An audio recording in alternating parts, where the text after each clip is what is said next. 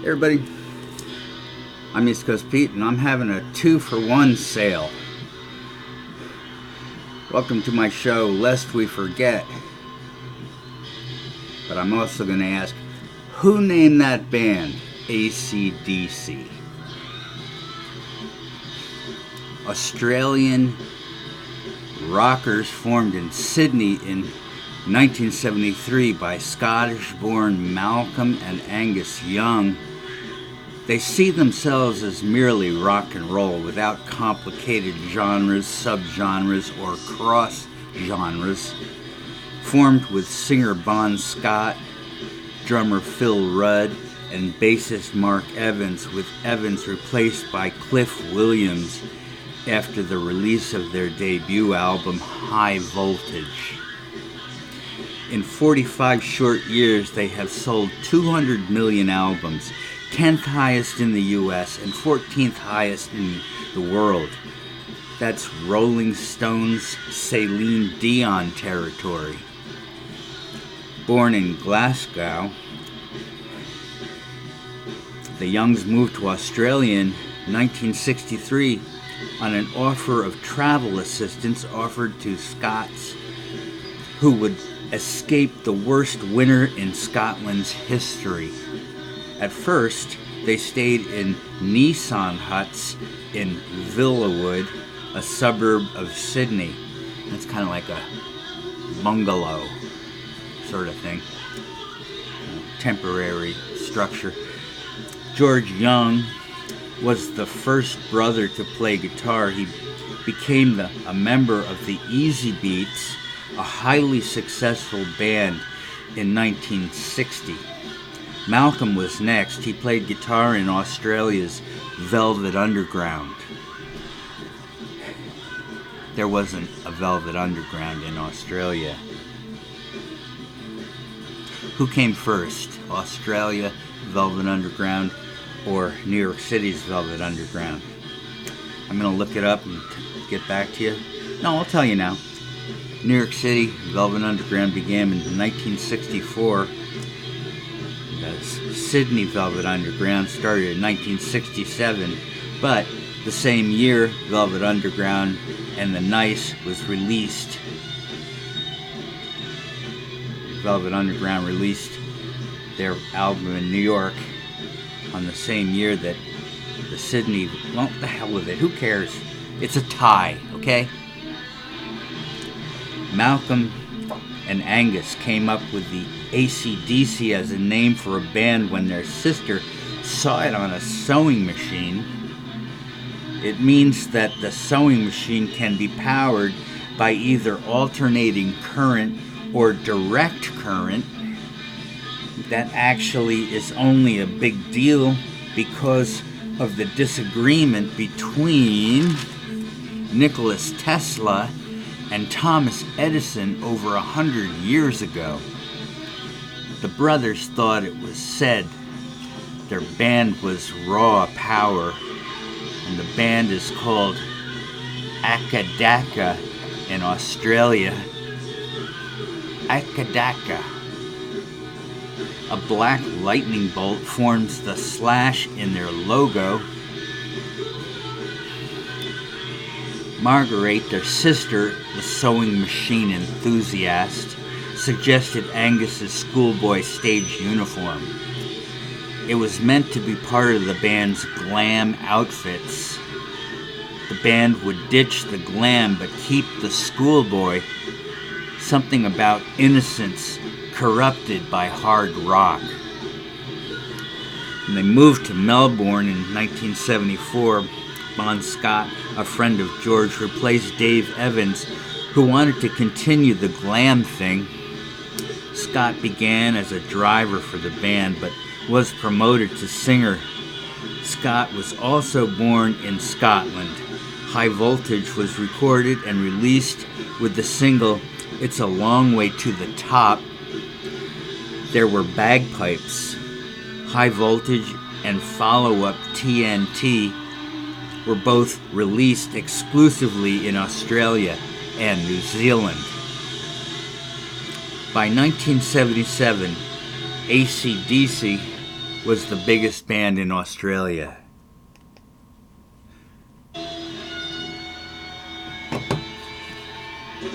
And you thought that was the end, right? Not by a long shot.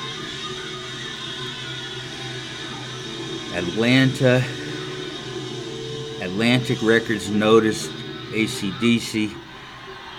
On their first night in London, they were on the bill with Black Street Crawler. But Paul Kossoff, formerly of Free, died from drug and alcohol abuse, and the tour was canceled. AC/DC played smaller venues until a new tour could be organized. This wasn't easy due to the timing. Punk rock was dominant, and AC/DC was described as punk rockers by the Brit press. But the band hated punk rock. It would be a passing fad, they said.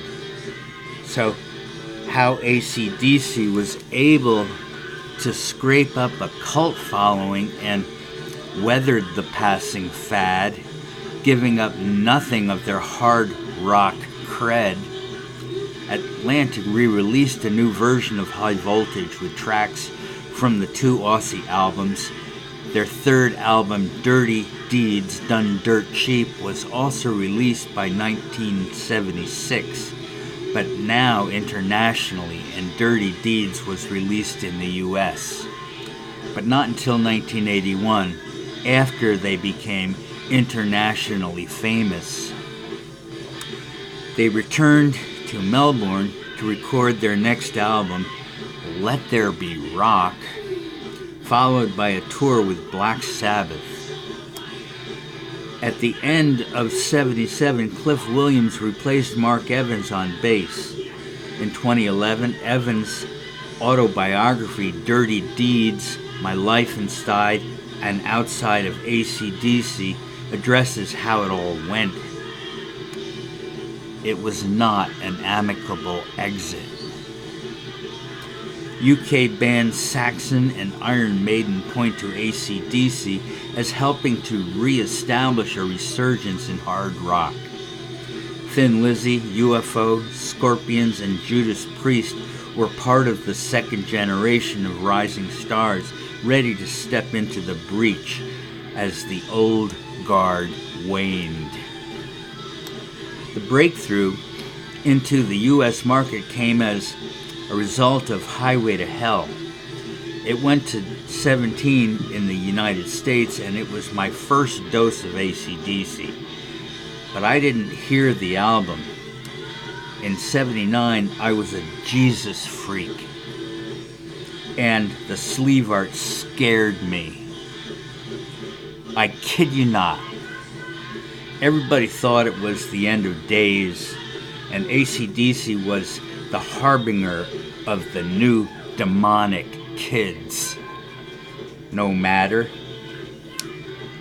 I was a Sabbath fan just 8 years prior.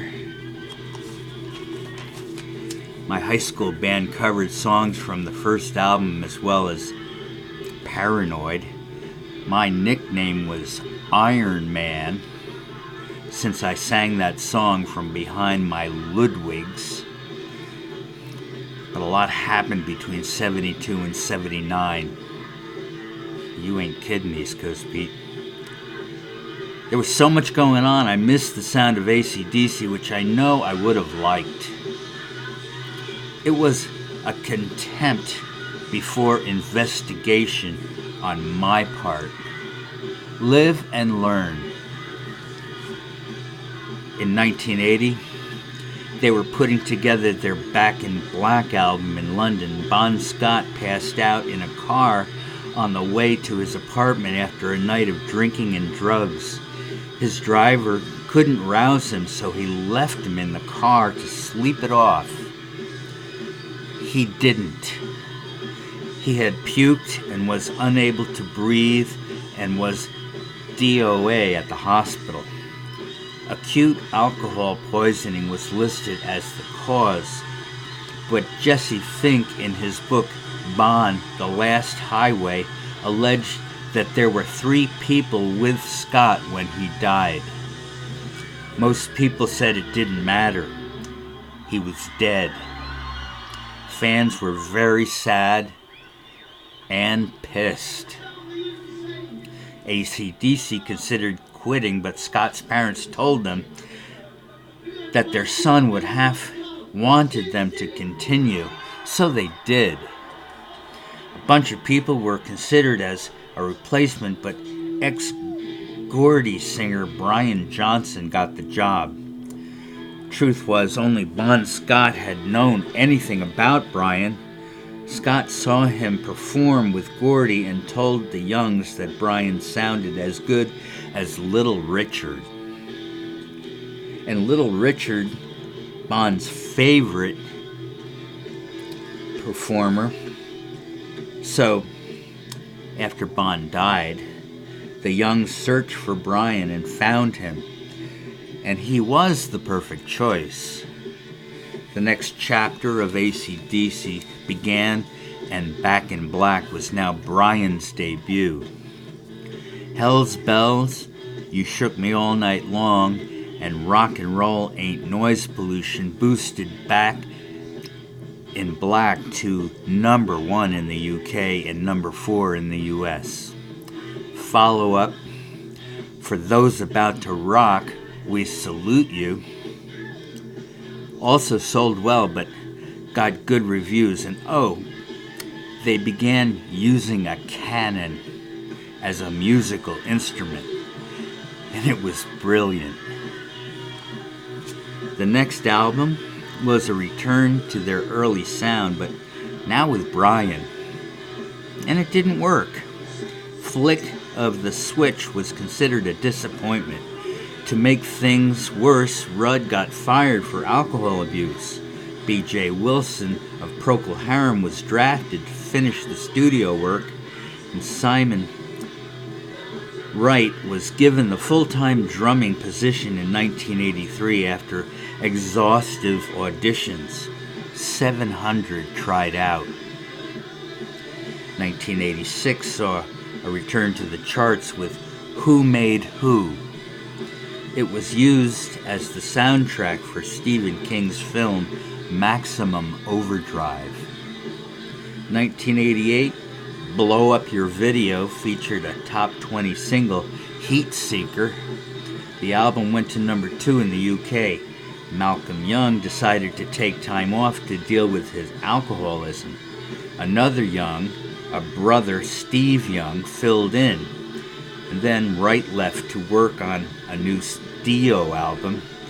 Lock Up the Wolves session drummer Chris Slade filled in.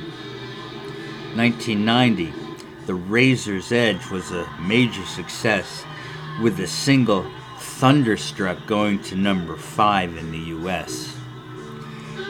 In 1994, Rudd returned. Ballbreaker was released in 95 and it went to number 4 in the US. Year 2000, Stiff Upper Lip was considered better than Ballbreaker, but broke no new ground. The single of the same name went to number 1 in the United States. 2002, AC/DC signed with Sony. They released a box set of every AC/DC album except Ballbreaker and Stiff Upper Lip. In 2003, AC/DC were inducted into the Rock and Roll Hall of Fame. If nothing else, Sony does go big. An event was held in Toronto, putting AC/DC on the bill with the Rolling Stones and Rush before an audience of 500,000 strong, making it the largest paid music event in North American history. 2008 saw Black Ice sold exclusively at Walmart. It debuted at number 1 in 29 countries. Here's the songs. 1, Rock and Roll Train. I forgot to mention Rudd's drumming is deceptively simple. 2/4 backbeat, but it is so consistent. Not a lot of fills. It gives AC/DC their signature sound. 2. Skies on Fire. I also forgot to say I admire the black, red, and gray sleeve art. 3. Big Jack. Excellent guitar riffs. 4. Anything Goes. I just noticed some of the songs are in a major key. And that's a blues pattern without the sevenths. Doesn't count as a 1-4-5. So what? 5. War Machine. And this is an E major. You know, that's the EDA thing. If you're a guitarist, you know what I'm talking about. For a hard rock band, these are clean, tight, sparse chords. It's not fast. Smash and Grab is in A major. That's A, C major, D, C major, of course. 7. Spoilin' for a Fight is in B major, E, and A without sevenths. Seventh is that blues chord, that bluesy sound. Goes well with a blues harmonica, cross harping, you know. As far as I know, AC/DC never played a harmonica. Anybody know that for sure? I'm not really sure. It might have been true. I don't know. 8. Wheels. AC/DE major. 9. Decibel. 10. Stormy Mayday. This is a slide guitar. Yeah, they did a little slide guitar. AC/DC slide guitar. 11. She Likes Rock and Roll. 12. Money Made. 13. Rock and Roll Dream. 14. Rockin' All the Way. And 15. Black Ice. Saved the best for last. Instead of a follow-up to the blockbuster Black Ice tour, the band went through another tragedy. Malcolm Young's health was in decline. Steve Young, Malcolm's nephew, stood in for a while. Uncle Mal convalesced, but he didn't make it. At 64, he was dead in 2017. Not enough. In 2014, Phil Rudd was charged with attempting to procure a murder and possession of a controlled substances following a police raid at his home. The murder charge was withdrawn, but the other charges stuck. Rudd's position in the band was again in jeopardy. Chris Slade returned. Rudd lost his case and was sentenced to 8 months of home detention. Want more? Brian Johnson's doctors ordered him to stop touring immediately, or he would likely lose his hearing.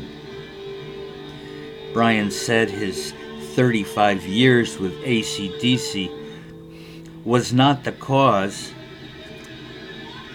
that his eardrum had ruptured because of an auto racing without earplugs. Apparently, you should wear earplugs when you're racing automobiles. It's louder than AC/DC in concert. Holy cow. But AC/DC had to let Brian go. Ouch. And if that still isn't enough, the worst is yet to come.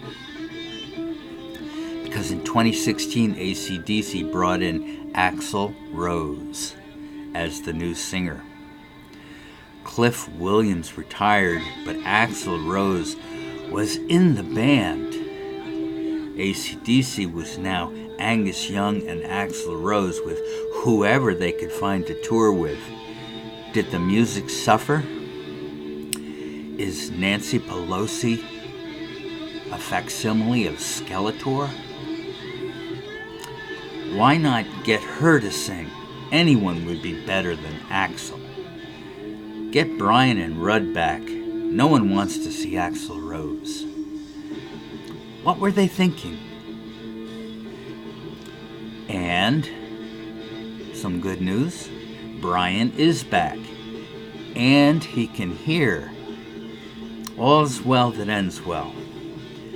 There is even an AC/DC lane in Melbourne, and there is a bronze statue of Bon Scott there as well. So, where is this new album? It's almost 2020. Anybody? So yeah, no, I won't be reviewing Guns N' Roses, because I have never liked them. Their story is bewildering, maybe even interesting, but I can't review that music. I know Slash is cool, except the top hat, that's ridiculous. But Axl is the biggest ass in the history of rock. And that snake dance of his, it's no moonwalk. Come on. The lyrics are racist. Oh, all right. I'll listen one more time. If I find even one performance of his that doesn't turn my gird, I will review them for you. But I don't think I will. Angus isn't the end of days. Axl is. So, thank you for being with me on Lest We Forget. And who named that band AC/DC? It was the sister. Everybody take good care. See you next time.